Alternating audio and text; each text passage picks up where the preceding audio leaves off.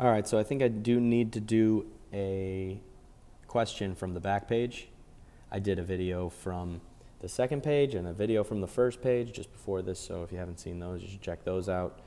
But there definitely will be a question or two like this on your test tomorrow. So in these cases, we have to check for extraneous solutions because we're dealing with radicals. The one I'm going to do is 6b. All right, so 6b already has a radical by itself. One thing that people have been trying to do is to just square both sides right now, and you can definitely do that. But I try to stress that having the more difficult of the two radicals on the left side is better. So what I would want to do here is add 1 to both sides. Then I would be left with my x minus 1. And I can write that instead of radical x minus 1 as x minus 1 to the 1/2 equals negative radical x plus 1. Now to get rid of that radical, or that 1/2 exponent, I can raise that side of my equation to the second power. But I have to do the same over here. So on this side, I just have what's left underneath. And that's because when I multiply my exponents, I have 1/2 times 2, which is 1. So now this is all just to the first power. We don't even have to bother writing that exponent. And then on this side, I have to make sure that I rewrite this as negative radical x plus 1 times negative radical x plus 1. Remember, we have to expand this side. We can't distribute this exponent. This addition is making that impossible for us, so we have to expand it. This is what this ends up looking like. So now we can start simplifying this side of the equation. Negative radical x times negative radical x. And let me just deal with that right up here. Negative radical x times negative radical x is the same as negative radical x squared. We know it will be positive, and we know that we can rewrite negative radical x squared as negative x to the 1/2 squared. A negative times a negative is a positive, and 1/2 times 2 is 1, so that really just ends up equaling x. So in the front, we just have x. The next thing we do is negative radical x times 1, so that's negative radical x.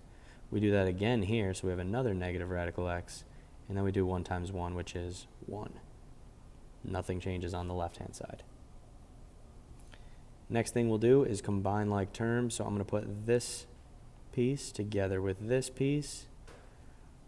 That's going to give me x minus 2 radical x on this side plus 1 and x minus 1. Now this is where our focus totally shifts because we've been trying to get one radical so that we can isolate it. Our only radical is right here. So right now we're going to do everything in our power to get it by itself, which is going to mean getting rid of this 1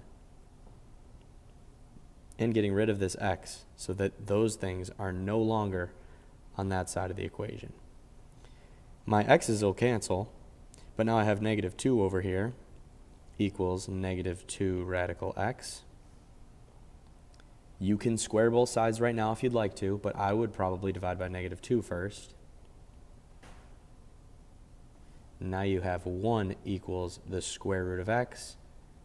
Again, I could rewrite this as x to the 1/2, which would require me to square it to get rid of that, and I have to square both sides. But 1 squared is just 1, so now I get x equals 1. That might be the solution, but it might not be. I have to make sure that I check by plugging that 1 back into the original equation. So I will have the square root of 1 minus 1 equals negative radical 1. Well, over here in this radical, now I have the square root of 0. And over here, I have negative radical 1. Square root of 0 is 0, so I have negative 1 over here. I have negative, and the square root of 1 is 1. So now I have negative 1 equals negative 1. That's a true statement. So this is my answer. All right, so that's how you deal with a radical equation that could have extraneous solutions. You will need to know how to do this for the test tomorrow, as well as everything else that's in this packet and the stuff from yesterday. So make sure you check out all the videos helping you review for this test. Get a good night's sleep, you guys, and good luck studying. I'll see you all tomorrow.